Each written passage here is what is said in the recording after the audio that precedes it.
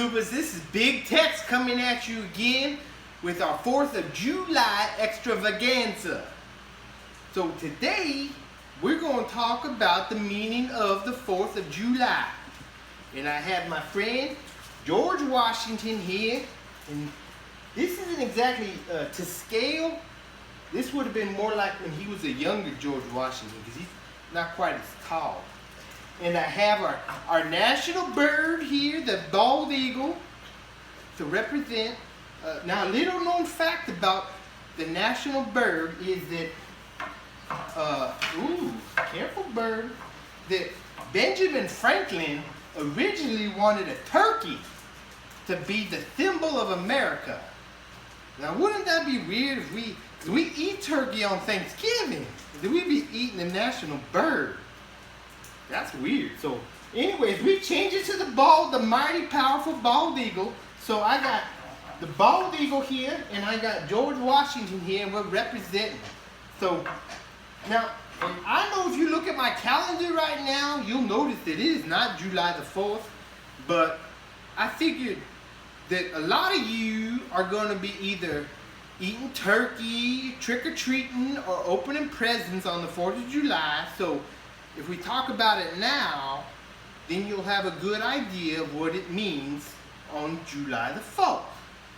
So, and I do have 11 subscribers now, and my demographic has changed. I have people that are under 14 and people that are over 14. So, I'm going to explain everything so that everybody knows what we're talking about.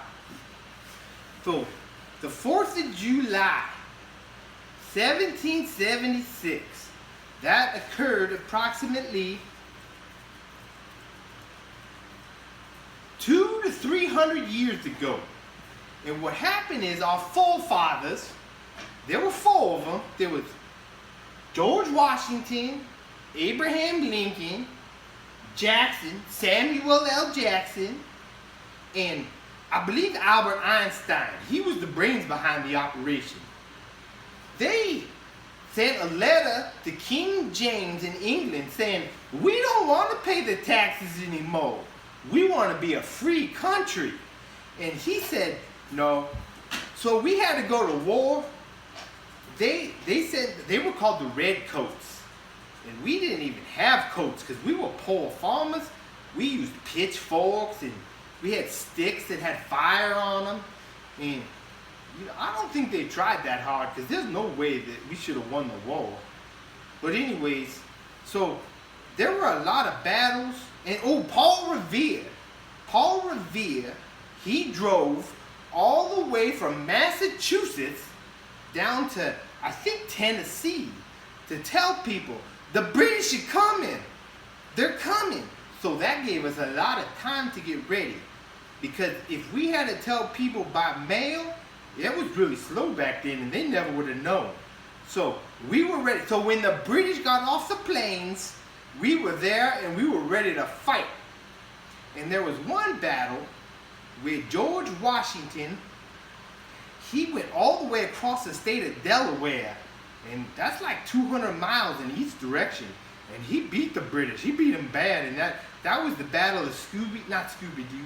That was the battle of Waterloo. And he beat the British bad.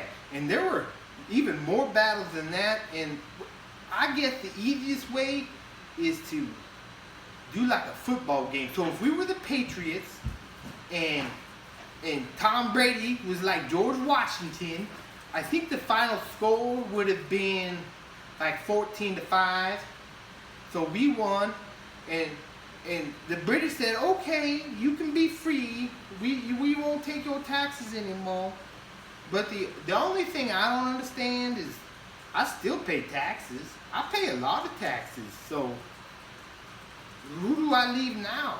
Or do I go back to the British and say, can I come back? I'm not sure how that part of it works. But that's the basic story of the July the 4th and how we became a free country. So, and there are a couple things, YouTubers, that I want to show you that, I'm dropping my fireworks. Hold on. The good people somewhere have made an official Big Tex action figure, and you could buy it at almost any dollar store. I don't know how much it costs, but it's a real good likeness. They didn't get my hair exactly right, but it's a good likeness to me. So you can get this at any store. And I would like to thank the people that I would like to sponsor me. There's Death with Coffee. They make good coffee. And I'm going to put up a link later to but I don't know how to do that. So the best thing to do is to go to deathwishcoffee.com and order stuff. Tell them I sent you, and nothing's going to happen, but they'll send you the coffee. And I would also like to thank the People Helping the People organization, because they help fund a lot of the projects I do here in the community. So since it is July 4th, the last thing we want to do in celebration is to light up some fireworks. Now, last time I lit off fireworks, it did not go too good, and I didn't have eyebrows for like 2 weeks, and I had to use a Sharpie to draw them on. That was not good. So my mom said I could use these fireworks. So we're gonna light these fireworks off here, and then that'll end our 4th of July extravaganza. Okay, here we go. Here. Boom! Boom! Look at the colors.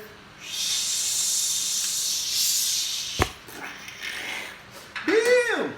Oh, there's one more thing.